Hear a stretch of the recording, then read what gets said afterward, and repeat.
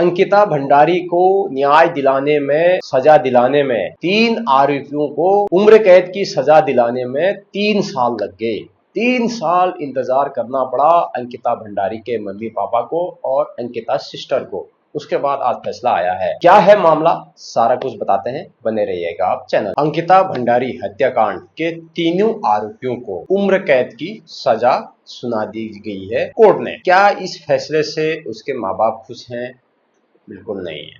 क्या कहा उनके माँ बाप ने, जरा आप सुनिए।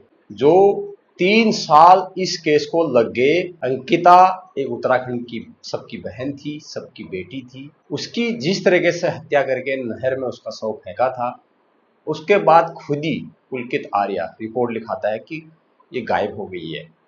तब से लेके आज तक 3 साल बीत गए। आज फैसला आया है, तीनों मुजरिमों को उम्र कैद की सजा कोर्ट ने सुनाई है।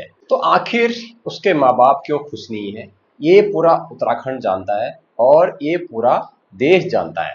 ये देखिए, तीनों को आपको मैं स्क्रीन में दिखा रहा हूं। ये तीनों आप देखिए, अच्छे से देखिए। पुलकित है, अंकित है, सौरभ है।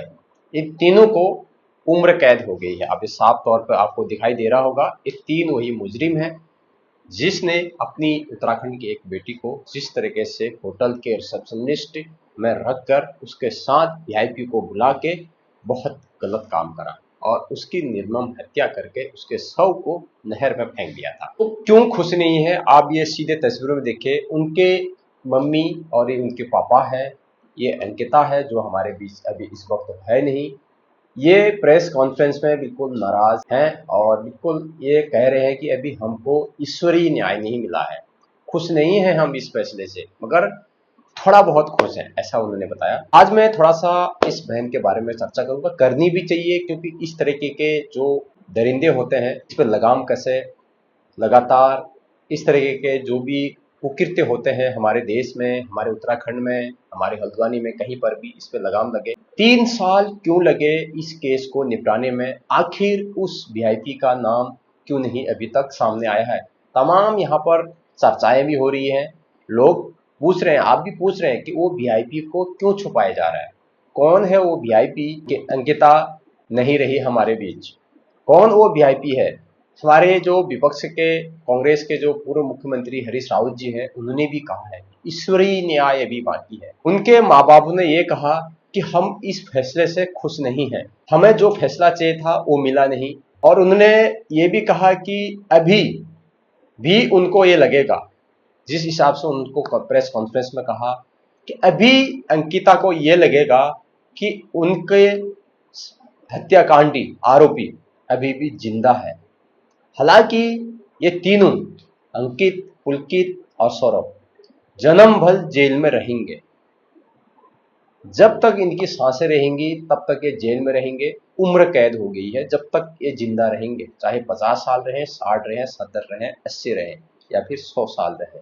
तो प्रेस कॉन्फ्रेंस में उन्होंने, उनके मम्मी पापा ने यही कहा कि आप सभी लोगों के सहयोग से हमारी बेटी को आज आधा न्याय मिला है, ऐसा उन्होंने कहा है। जिसकी हम उम्मीद कर रहे थे वो नहीं हो पाया, ऐसा उन्होंने कहा है। उन्होंने कहा कि अभी हम, अगर ये लोग इस केस, इस सुनवाई के बाद अभी और भी कोर्ट होते हैं, हाई कोर्ट जाएंगे, तो हम भी हाई कोर्ट जाएंगे।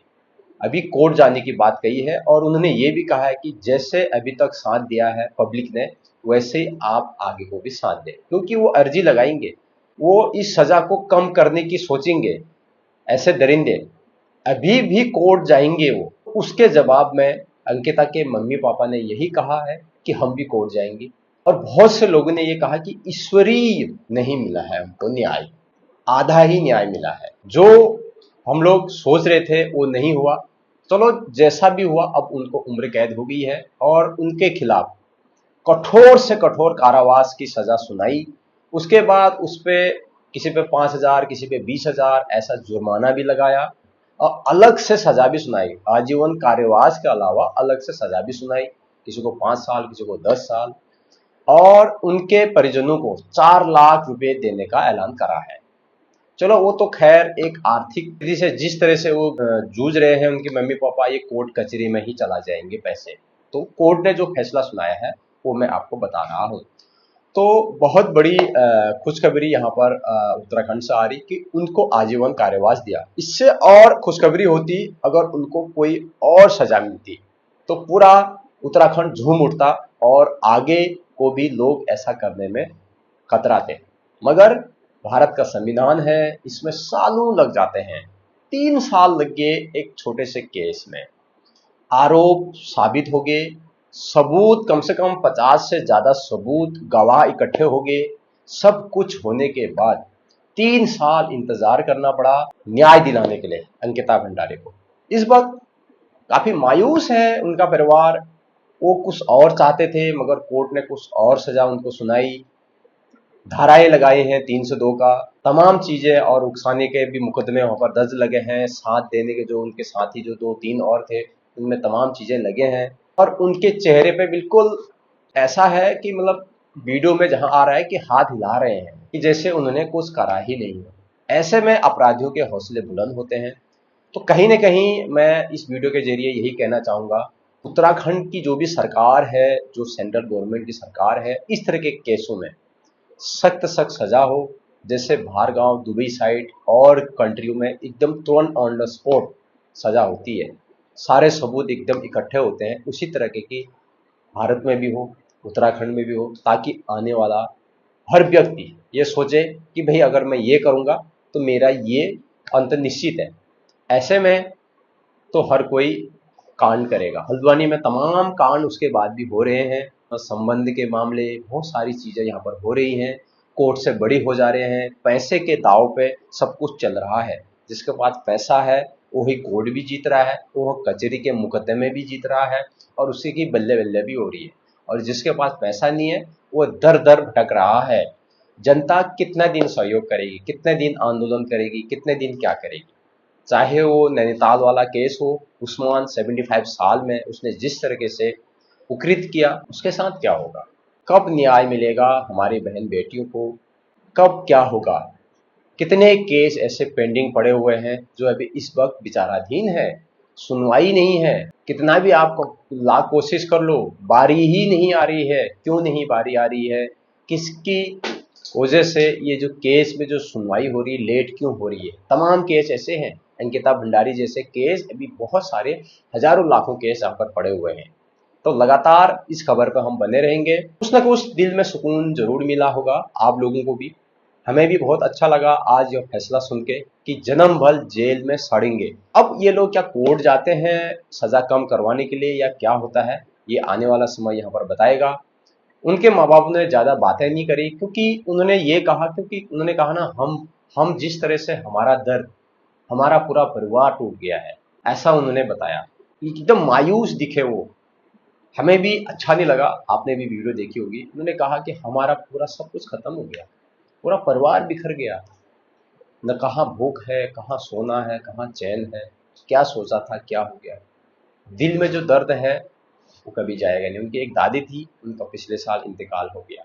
काफ़ी मायूस हैं वो, उनका दुख दर्द आप समझ सकते हैं, वही समझ सकते हैं सबसे ज़्यादा जिसकी बेटी के साथ इस तरीके से हुआ हो। दर दरे कोर्ट के चक्कर खाने पड़े हो, आज इधर जाना पड़े, कल उधर जाना, कभी बेहोश हो जाना, इस उम्र में 50 प्लस की उम्र में कोर्ट कचहरी, कितना बुरा है। ये किसी के साथ भी हो सकता है। तो आप सभी लोगों ने एकजुट होना है, ऐसे दरिंदों से बचना है। हम सभी लोग, आप वीडियो भी देख रहे हैं तो सभी लोग अंकिता के माँ बाप का सपोर्ट करेंगे। आने वाले हम बोलेंगे कि ऐसा होना चाहिए वीडियो के जरिए।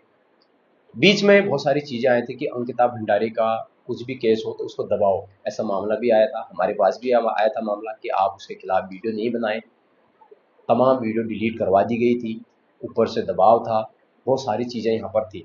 आखिरकार उनको अभी फिलहाल उम्र कैद है। आगे की कार्रवाई क्या होती है, क्या वो कोर्ट जाते हैं या किस तरह से होता है।